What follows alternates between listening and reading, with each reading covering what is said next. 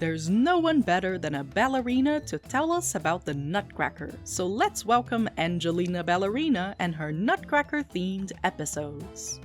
On Angelina's Holiday Treats, there's an upcoming holiday presentation at Angelina's ballet school, and our little mouse girl has been picked to play the part of the Sugar Plum Fairy, while her friend Marco plays the tune for her to dance. The teacher says that after the show they are going to have a little cast party, and she asks the kids to bring a sweet treat for their get-together, so Angelina's mom helps the mouse girl bake a gingerbread house and some little gingerbread mice. Angelina and Marco are great fans of the cookies and eat like a whole box of them, and now they feel too sick to perform. Marco wonders what will happen if they are unable to put on the show, and Angelina replies, "Don't worry, I can always dance, no matter what."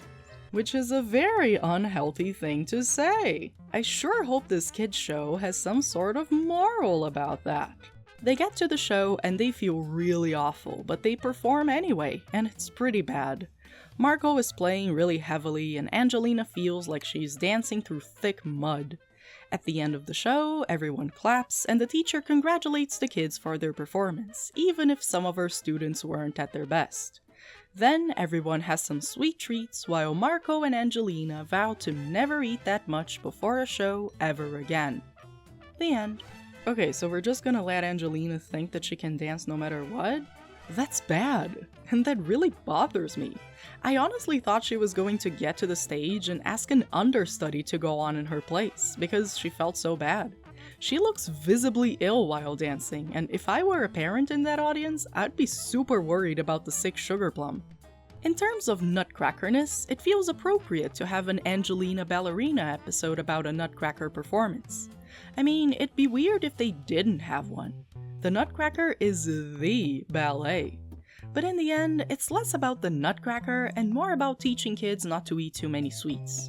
Boring message, missed opportunity.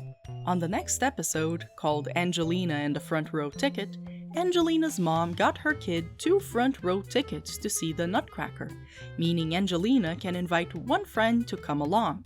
But the mouse girl goofs up and invites 2 friends, and now she has to decide which friend will actually get the extra ticket. It's a tough situation, because if she decides on behalf of one friend, the other friend will be sad. Oh no! Okay, jokes aside, I like the setup more than the previous episode. That's actually something that might happen to a kid, whether it's because they made a mistake or because they were too nervous to decide.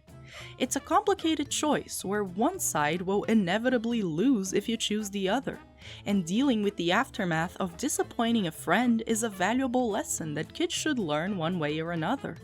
Except the decision Angelina makes just baffled me. Floored me. My flabbers were gasted, my bees were wildered, my dumbs were founded. Instead of choosing one friend to go with her to see the Nutcracker, Angelina takes herself out of the equation and gives away both tickets so that her 2 friends can go watch the ballet. Fully without her. No, this sucks. As a parent, I was straight up not allowed this. Front row seats aren't cheap, and I would have bought those tickets so that my kid could enjoy the show, not some random girl from her class or something. Her dad says that he's proud of her for making the quote-unquote grown-up choice, but that choice sucks. Angelina made an honest mistake by inviting 2 friends at once, and the punishment for that mistake shouldn't be missing out on the show completely. It's too big a consequence for something that, honestly, is not that big of a deal. It's a pickle, sure, especially when you're 8 years old or whatever these mice are, but the sacrifice she makes is unnecessarily heavy. Like, I'm sorry I'm getting so worked up over a show for children, but that's the point. Kids are using this show to learn about the world and how to deal with different situations, and I don't like what they're learning here. Am I crazy for saying I'm not a fan? Is the Angelina Ballerina fandom coming after me? The worst part? We don't even get to see the Nutcracker. Angelina gets an extra ticket at the end because of some plot thing, but we never get to watch the performance. Come on, that was disappointing to me specifically. I wanted to watch the mice dance. Also, both this episode and the one before it had musical numbers, and they were Nutcracker themed, but they weren't made with the songs from the Nutcracker. And also, the songs weren't very good. I remember liking the original 2D show as a kid. I wasn't an avid watcher or anything, but I did leave it on whenever I caught it airing.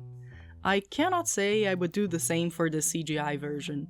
The conflicts were boring, the lessons were skewed, the songs were bad, and frankly, I could have used a lot more Nutcracker. It's a bit weird to end on a sour note, but well, there we have it. 24 media iterations of the Nutcracker. Be them ballet performances, movie adaptations, a major part of the plot, or just something to get the gears going. Maybe they follow the story to a T, maybe they play it a little loose, or maybe they create a whole new universe.